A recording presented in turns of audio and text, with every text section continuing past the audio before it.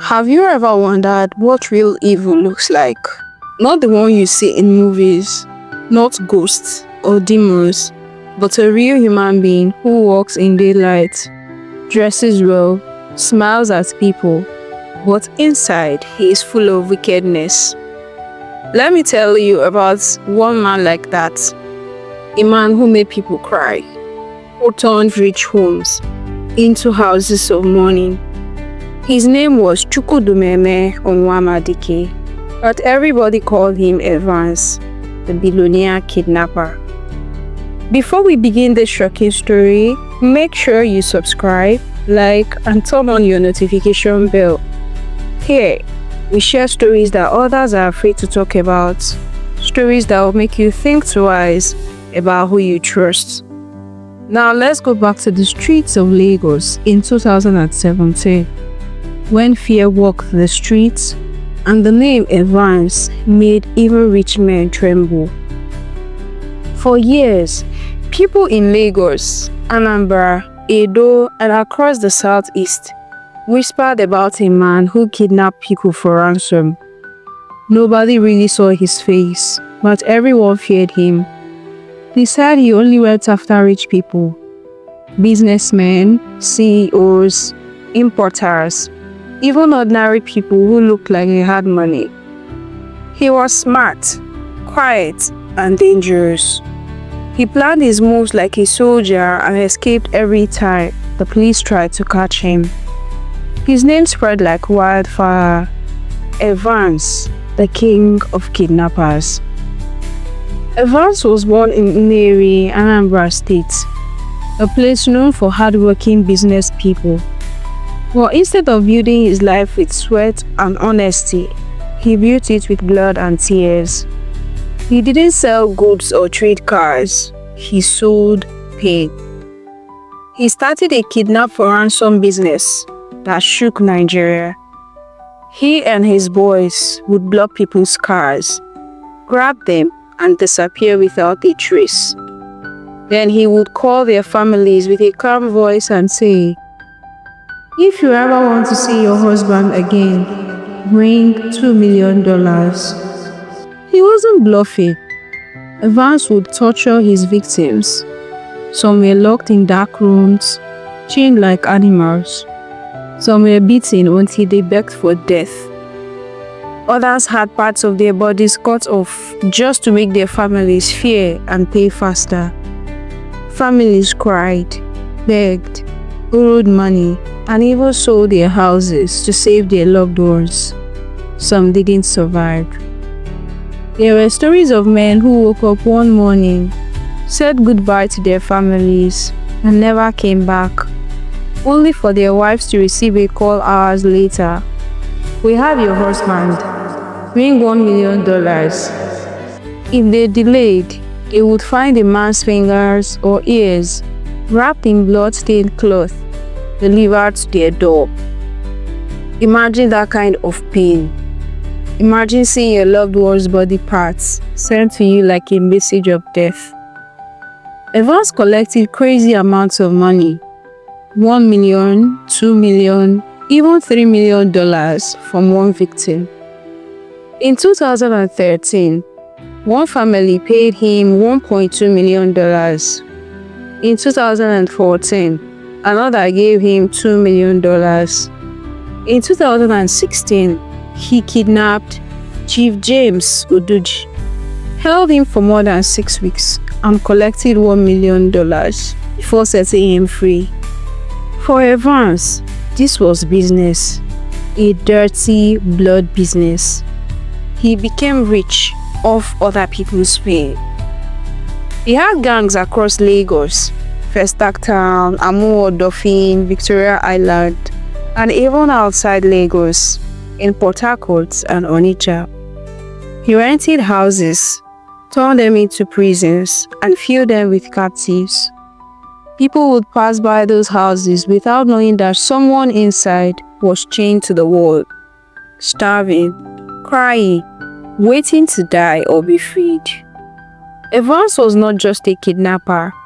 He was a man who studied fear and used it to control people. With the ransom money, Evans lived like a king. He owned mansions in Magodo, Lagos. He bought houses in Ghana and South Africa. He drove bulletproof cars and wore expensive designer clothes. His watches were diamonds and his shoes cost more than some people's cars. He sent his kids to top schools abroad, and everyone around him thought he was a successful businessman. No one knew his money was soaked in blood. He smiled by day, but at night, he was planning who to kidnap next.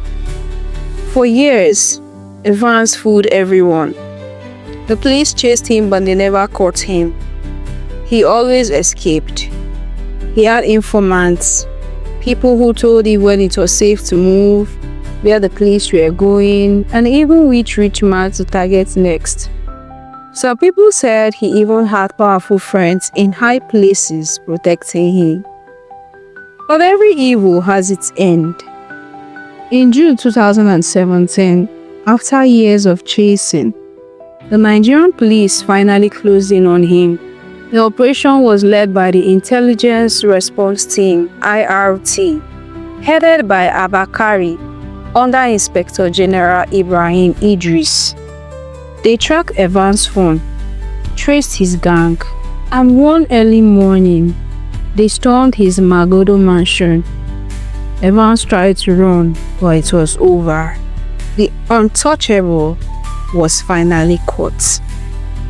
When the news broke, Nigerians couldn't believe it.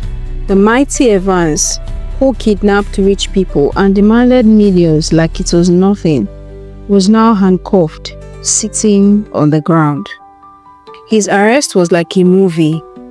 People rushed to see his face, the face that had caused so many sleepless nights and tears. During his interrogation, Evans confessed. He told police about his kidnappings, how he planned them, who helped him, where he kept victims, and how many ransom he collected. He even mentioned that he had been operating for years without getting caught. Hearing him talk was chilling. He sounded calm, as if kidnapping was just a normal business. That's when people realized how heartless he was.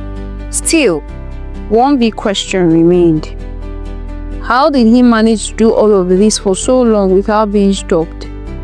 Many believed he had police officers, businessmen, and even politicians protecting him. Some said he paid them to look away. Others believed he was part of a bigger crime network that used kidnapping to fund dark deals. But Evans never revealed everything. He only said what he wanted to say. In February 2022, after a long court trial that dragged for years, Evans was finally sentenced to life imprisonment. People cheered. They said justice had been done. But for the families who lost loved ones, it was too late. No amount of jail time could bring back their peace, their joy, or their dead. Evans' name became a symbol of fear and evil in Nigeria's crime history. And now, think about this. One man, just one, made Lagos live in fear for years. One man kidnapped people like it was business. One man used blood to buy luxury. So if one man could do all that, how many more Evans are still out there? Living among us, wearing suits, shaking hands, smiling, but planning wickedness. So I ask you, do you believe Evans was truly the boss, or just a small piece in a bigger, darker game run by people you will never see? Tell me what you think in the comment section. This is the chilling true story of Evans, the billionaire kidnapper.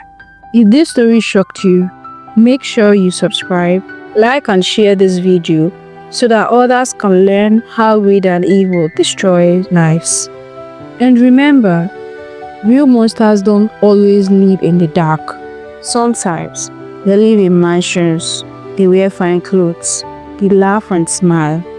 But behind that smile, there is blood. Thank you for watching. We love you and would like to have you back. See you next time. Bye-bye.